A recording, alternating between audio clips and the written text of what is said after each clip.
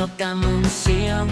trong ngã các men du mà trong pila cũng cái gì thế pa lang nhà ngã la cũng cái gì chính kết trong ngã yak pi wat âm bạc la lên ti tê tăng hạ pi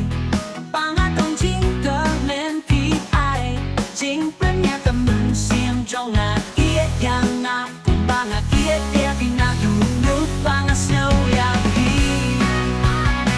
mà thôi ba nay đi ya cái chính kết happy la da pi yang ngã lúc tan shu yo ia pi các nó cảm ơn xiêm trong ngã các kinh để đây tăng happy ba ngã kinh mò mà long cũng chính post new pi one portion ngã hạ man pi por kiss me ba ngã áp mi kia cái chính kia trong pi lo cùng u klua ba ai chính sai hàng ngã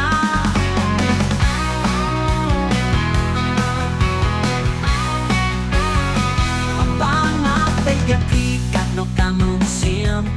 trong ngã các men du mà trong pila cũng cái gì phải pa lang nhà ngã la cũng cái gì chính kết trong ngã yak pi wat âm bạc la lên pi tê tăng hạ pi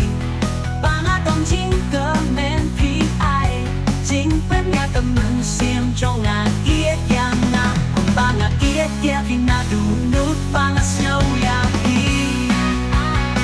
ngã tôi ban nay đi ya cái chính kết happy la da pi ít yang ngã rút tăng shu yo đi ya pi các nó cảm ơn xiêm trong mà cái kia yang ngã tôi ban nay đi ya cái chính kết happy la da pi ngã tu nó nút ba ngã sneo ya pi ngã tôi ban ai pi ya cái chính kết happy la da pi yang ngã rút tăng shu yo các nó cảm ơn xiêm trong các nó cảm ơn xiêm trong các nó cảm ơn xiêm trong các nó cảm ơn xiêm trong cái nó mà lo cùng chính post nhiều khi one ball sang hà man ki por kiss ni